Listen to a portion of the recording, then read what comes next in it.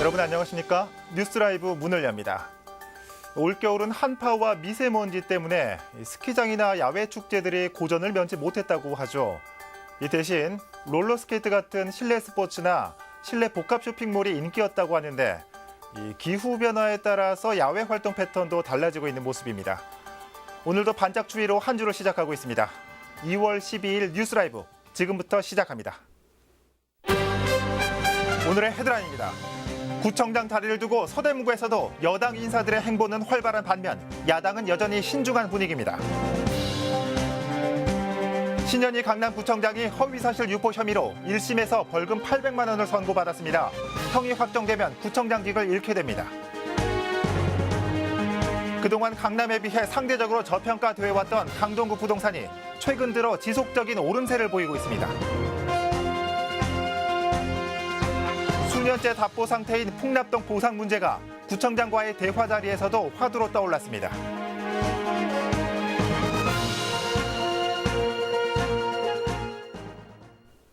문재인 대통령 허위 비방 혐의 등으로 재판에 넘겨진 신현희 강남구청장에 대한 1심 선고 공판이 열렸습니다. 법원은 공무원의 정치적 중립 의무 위반 등을 이유로 벌금 800만 원을 선고했습니다. 첫 소식 지혁배 기자입니다. 신현희 강남구청장이 일부 지지자들과 함께 법원의 모습을 나타냈습니다. 재판이 시작된 지 7개월째 1심 선고 공판이 열리는 법정에 출석하는 겁니다. 신 구청장은 탄핵 정국인 지난 2016년 12월부터 지난해 3월까지 카카오톡을 통해 200여 차례에 걸쳐 문재인 당시 대선 유력 후보를 비방하는 허위 글을 유포한 혐의로 재판에 넘겨졌습니다.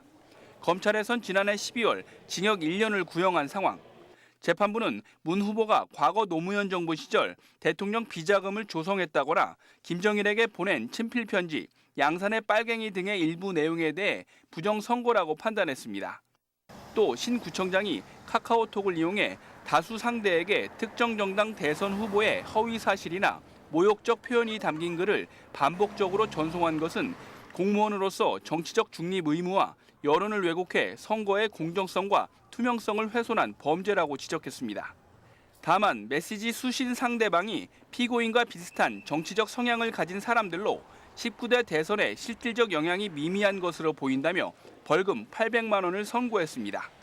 선고 이후 법정을 나온 신 구청장은 취재진의 질문에 일체의 답변 없이 황급히 빠져나갔습니다. 오늘 재판 결과 승소하십니까? 항소하실 예정이세요? 신 구청장은 공직선거법 위반으로 벌금 100만 원 이상의 형이 확정되면 5년 동안 피선거권이 박탈됩니다. 한편 횡령과 취업 청탁 혐의로 수사를 받고 있는 신 구청장에 대해 경찰이 구속영장을 신청했지만 검찰은 혐의를 더 입증해야 한다며 사건을 돌려보냈습니다. 딜라이브 서울 경기 케이블 TV 지역배입니다. 6월 지방선거를 앞두고 이 자치단체장 자리를 두고 출마 선언이 속속 나오고 있습니다. 서대문구에서도 여당 인사들은 활발하게 출마 의사를 표하는 반면 야당은 시간을 좀 두고 지켜보자는 분위기입니다. 오신영 기자입니다. 지난 2014년 지방선거에서 재선에 성공한 문석진 서대문구청장. 일찌감치 3선 도전의 뜻을 내비친 문 구청장은 출입기자 간담회를 열고 출마를 공식 선언했습니다. 신년 간담회에서도 앞으로의 계획에 더 많은 시간을 할애하는 등 앞서 3선을 준비해온 셈입니다. 제일 잘할 수 있는 역할이 계속 저 삼선하니까 그랬으니까 삼선하는 게 저로서는 가장 저한테 좀 맞지 않을까 이렇게 생각하고 있습니다. 도전장을 내민 것은 같은 당의 박운기 서울시 의원. 지난 8일 문석진 구청장의 3선을 저지하겠다며 나섰습니다. 문 구청장이 3번의 구청장을 하는 것은 과도하다는 겁니다. 박 의원은 2번의 서대문구 의원과 2번의 서울시 의원을 지닌 경험을 살려 주민과 현장에서 문제를 풀어나갈 것이라고 밝혔습니다. 저는 서대문 주민의 삶을 바꾸는 첫 번째 구청장이 되겠습니다. 주민들의 의견을 경청하면서 얻는 해법에 과감한 행동도 주저없이 실천하겠습니다. 이 밖에 문재인 대통령 선거 캠프에서 활동한 이력이 있는 디지털 서울문화예술대학 조경훈 교수도 조만간 출마를 공식화할 것으로 알려졌습니다. 여당에서는 이렇듯 구청장 출마 선언이 속속 나오는 반면 야당은 상황이 다릅니다. 자유한국당의 경우 정두원 원외당협위원이 지난해 탈당하면서 서대문군의 당협위원장 자리가 공석입니다. 때문에 자유한국당 내에서도 누가 출마할지에 대한 구체적인 계획을 내놓지 못하는 상황입니다. 바른미래당은 당 통합이 논의된 만큼 예비 후보자 등록일 이후에나 구체적으로 후보자가 나올 것 같다며 말을 아끼고 있습니다. 다만 야당 내에서는 현직 서울시 의원과 구의원 중 다선 의원을 중심으로 내부적으로 출마가 거론되고 있습니다. 딜라이브 서울 경기 케이블 TV 오신영입니다.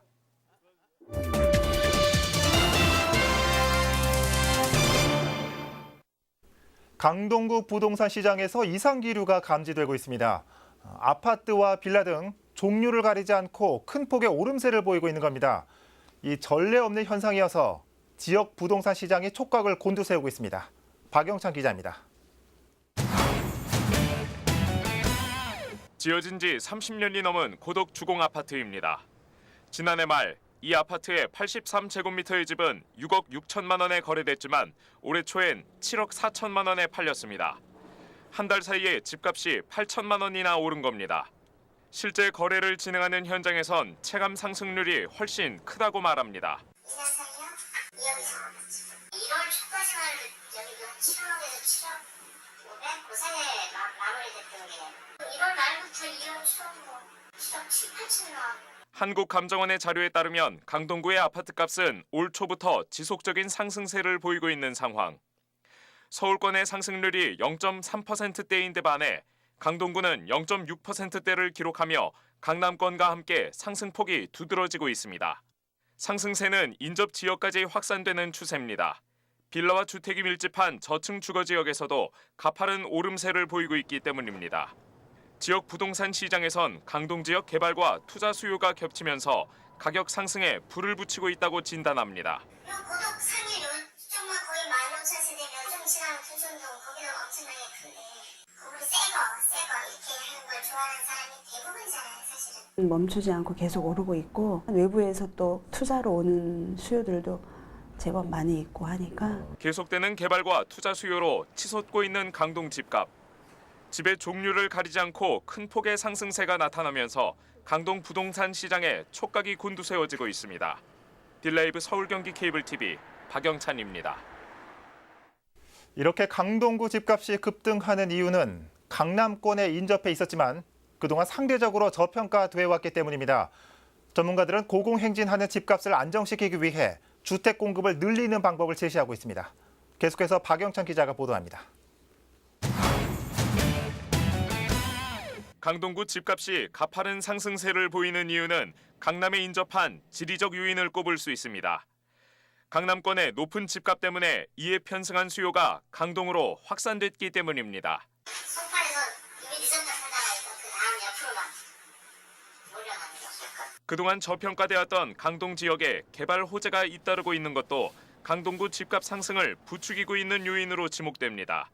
고덕동 일대에만 10,000세대에 육박하는 신규 아파트 분양이 예정돼 있는 데다 인근 둔촌주공 아파트의 재건축 사업도 탄력을 받고 있기 때문입니다. 하루에 뭐 치마를 올랐다, 뭐 이사를 잃어 올랐다 막 그러니까 눈에 불을 켜고 막 돈 가지고 있는 사람도 정리해가지고 이쪽에 와서 막 다 사는 거야, 주변으로. 강남발 부동산 가격 여파가 강동 등 인근 지역으로 옮겨지면서 집값을 안정시키기 위한 대책이 필요하다는 의견도 제시됩니다.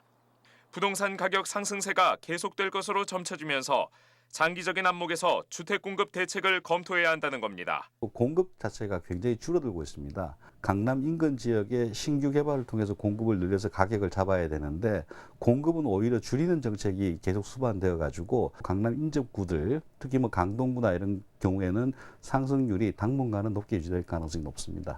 한편 새로운 주택 공급이 원활하지 못한 상황에서 재건축 사업 기준을 완화해 신규 주택을 공급하는 촉매제로 활용해야 한다는 대안도 제시되고 있습니다. 딜라이브 서울 경기 케이블 TV 박영찬입니다. 문화재 지역으로 토지 보상이 진행 중인 송파구 풍납동. 하지만 보상 가격이 인근 지역에 비해 낮아 수년째 보상의 난항을 겪고 있습니다. 이곳에서 구청장과 주민들이 만나는 자리가 마련됐습니다. 역시나 보상 문제가 가장 큰 관심사였습니다. 천서영 기자입니다. 마을 전체가 문화재 보호구역인 송파구 풍납1동. 구청장이 함께한 주민과의 대화 자리에선 예상대로 보상 관련 질문이 쏟아져 나왔습니다. 먼저 주민들이 납득할 수 있게 토지보상법에 근거해 이를 처리해달라는 요구가 있었습니다. 보상과 관련한 세부 시행 계획을 주민들과 공유하고 보상 협의회를 만들어 보상비와 이주 대책 등을 논의해달라는 것입니다. 이주 대책 수립 등을 협의하는 보상 협의회를 두어야 한다라고 명시되고 있습니다. 건축 규제 20년, 주민 지원책이 절실하다는 의견도 있었습니다.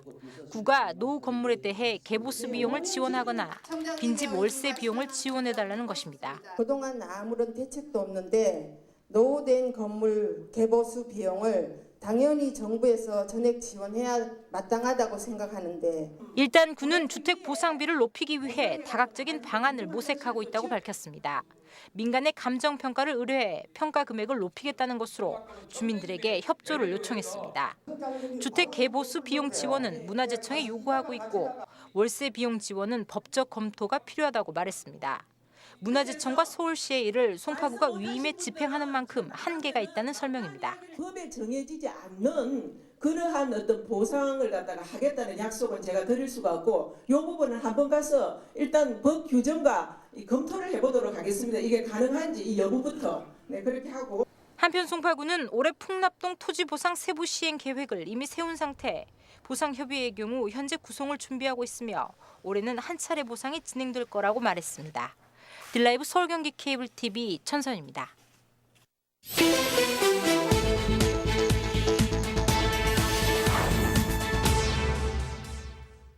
차량 한 대가 시뻘건 불길에 휩싸였습니다. 오늘 오전 7시 중랑구 신내동의 한 아파트 주차장에서 승용차가 전소되는 사고가 났습니다. 소방당국은 사고 원인과 피해 상황을 조사 중입니다. 11일 오전 11시쯤 서초구 양재동 인근 경부고속도로 상행선에서 광역버스가 시외버스를 추돌하는 사고가 났습니다. 이 사고로 버스 승객 17명이 부상을 입어 인근 병원으로 옮겨졌습니다. 같은 날 주택 화재도 잇따랐습니다. 어제 오후 6시 30분쯤 노원구 상계동의 한 다가구 주택에서 불이 났습니다. 이 불로 주택 거주자 68살 이모 씨가 기도에 화상을 입어 인근 병원으로 옮겨졌습니다. 소방당국은 정확한 화재 원인을 조사하고 있습니다. 어제 오전 11시 30분쯤 종로구 해화동의 한 다가구 주택에서 화재가 났습니다. 이 불로 인명피해는 없지만 주택 지하 창고가 일부 소실됐습니다. 소방당국은 지하 음식점 창고의 영업용 냉장고에서 불이 시작된 것으로 보고 있습니다. 뉴스라이브 사건 사고였습니다.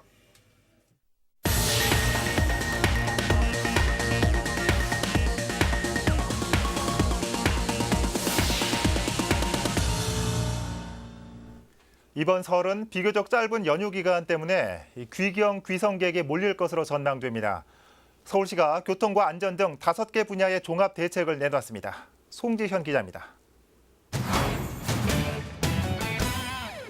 올해는 명절 연휴와 평창 동계올림픽 기간이 맞물리는 만큼 관광객 유입에 대비한 교통대책이 강화됩니다. 먼저 고속 시외버스의 운행 횟수를 25% 늘리고 시내버스와 지하철 막차 시간도 새벽 2시까지로 연장합니다. 이와 함께 심야택시 2,800여 대와 올빼미 버스 9개 노선 70대도 운행합니다. 최근 한파 등의 영향으로 과일 가격이 오를 것으로 예상되는 만큼 물가 안정 대책에도 나섭니다. 중점 관리 품목을 정해 가격 변동 추이를 파악하고 불공정 거래 행위를 단속합니다. 또 설날 성수품 8개 품목에 대해 가락시장에 3개년 평균 물량 대비 110%를 확대 반입합니다. 이외에도 설 연휴 응급 의료기관 67개소와 휴일 지킴이 약국 1,227개 및 120 다산 콜센터를 연휴 기간 중 운영해 갑작스러운 응급 상황에 대비합니다. 최근 반복 발생하는 화재 사고 방지를 위해 화재 취약 시설에 대한 안전 점검도 실시합니다. 설 연휴 전까지 쪽방촌과 시장 등 화재 취약 시설과 백화점, 터미널 등 다중 이용 시설을 점검하고 미흡한 부분을 보완합니다. 설 연휴 기간 동안은 화재 특별 경계 근무를 통해 소방 차량 등 출동 장비를 점검하고 비상 대비 체계를 강화합니다. 종합대책과 관련한 자세한 정보는 120 다산 콜센터와 서울시 홈페이지 등을 통해 확인할 수 있습니다. 딜라이브 서울 경기 케이블 TV 송지현입니다. 성북구가 75세 이상 노인을 대상으로 건강주치의 제도를 시행합니다. 동네 병원 의사가 주치의가 되고 필요시 방문 진료도 가능해집니다. 이혜진 기자입니다. 성북구 건강주치의제의 핵심은 지속적으로 건강을 관리한다는 데 있습니다. 아파서 병원을 가는 것이 아니라 아프기 전부터 관리를 받을 수 있다는 것. 방식은 간단합니다. 대상 어르신이 가까운 동네 의원 중 한 곳을 선택하면 해당 의사가 전담 주치의가 되는 것.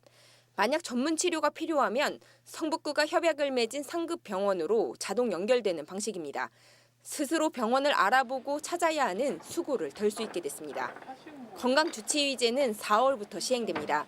75세 이상 어르신 1,000명이 대상입니다. 그동안 성북구는 서울대학교 의과대학 연구팀과 프로그램을 개발해왔고 성북구 의사회와 연계해 동네 병원 주치의를 지정했습니다. 또한 건강주치의제가 시행되면 방문 진료가 가능해집니다. 거동이 불편한 환자도 집에서 돌볼 수 있는 만큼 불필요한 입원 진료도 줄어들 것으로 보입니다.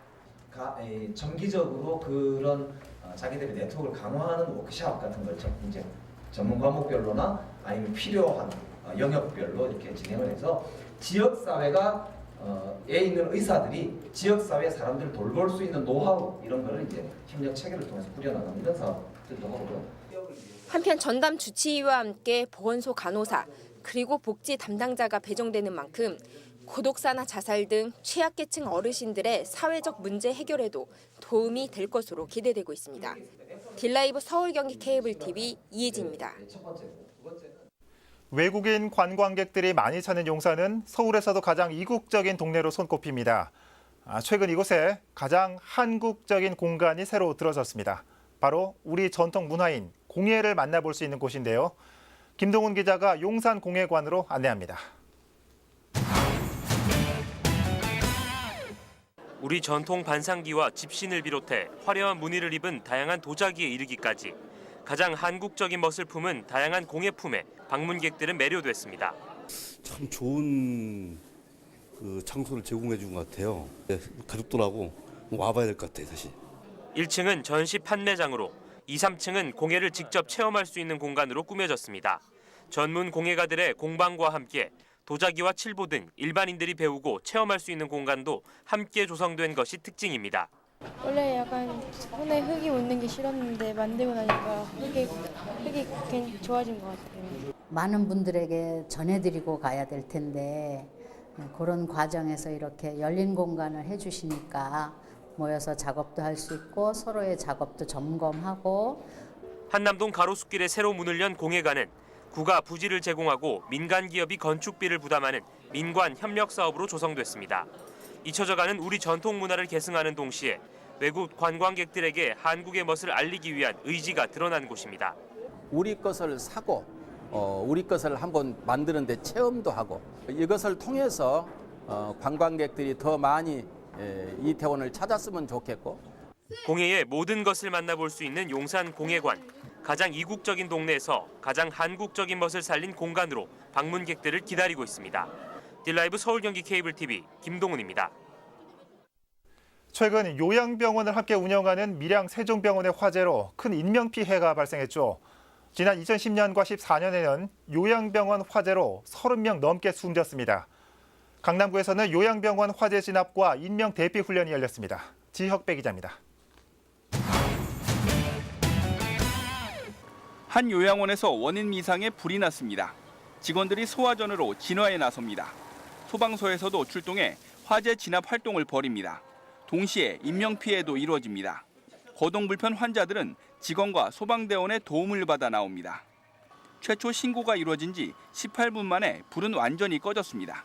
민간 합동훈련으로 해서 이 관계자들의 초기 대처 능력이라든가 그다음에 대피, 유도 대피 능력 이런 걸 배가시키기 위해서 훈련은 최근 제천과 밀양에서 잇따른 화재 발생으로 인명피해가 발생함에 따라 이를 대비하기 위해 마련됐습니다.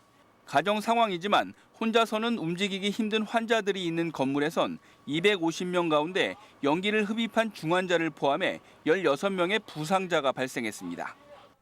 요양원을 포함해 다중이용시설에서는 피난 안내도와 소화시설들이 있지만 불이 났을 경우 사실상 환자들이 자력으로 대피하기는 힘든 상황입니다. 훈련을 통해 초동 진화와 대피 방법을 미리 알아두는 게 무엇보다 필요한데 먼저 불이 난 곳에서 최대한 멀리 떨어지는 게 중요합니다. 대피는 가장 중요한 게 요양원의 어떤 협조를 최대한 받으셔서 신속하게 화점으로부터 멀리 이동을 하셔야 되는 게 맞겠고요. 그리고 신속하게 계단 그리고 또 수직 하강기를 이용해 가지고 신속히 건물을 빠져나가는 게 핵심이 되겠습니다. 강남소방서는 다중이용시설의 지도와 안전점검, 종사자에 대한 교육을 지속적으로 펼쳐나갈 계획입니다. 딜라이브 서울 경기 케이블 TV 지역배입니다. 구로구에 위치한 서울 정진학교에 장애인 학생들을 위한 가상현실 스포츠실이 마련됐습니다. 지난 7일 개관식을 갖고 운영에 들어간 가상현실 스포츠실은 충돌 인식 스크린과 모션 분석 시스템 등을 갖추어 스크린 골프장과 같은 원리로 장애인 학생들이 실내에서 운동을 즐길 수 있습니다. 가상현실 스포츠실 설치에는 문화체육관광부와 국민체육진흥공단 그리고 구로구가 참여했고 국비와 구비를 합쳐 7,200만 원의 예산이 투입됐습니다. 정진학교는 비장애인 학생도 이용할 수 있도록 프로그램을 마련하겠다고 밝혔습니다.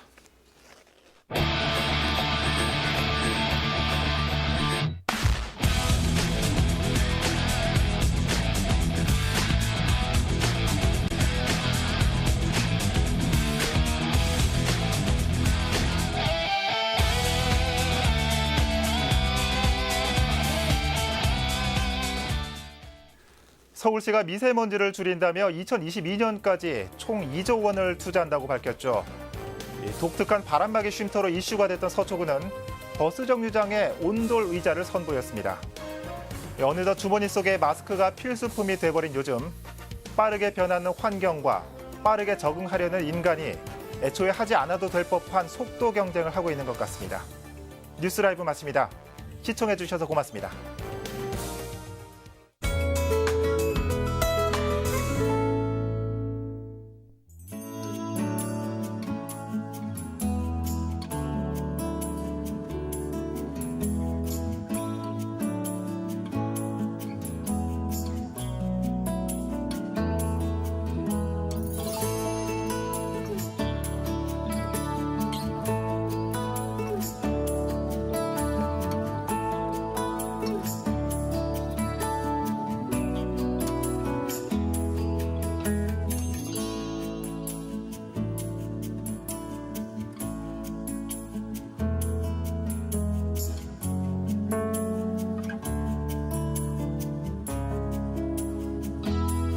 Thank you.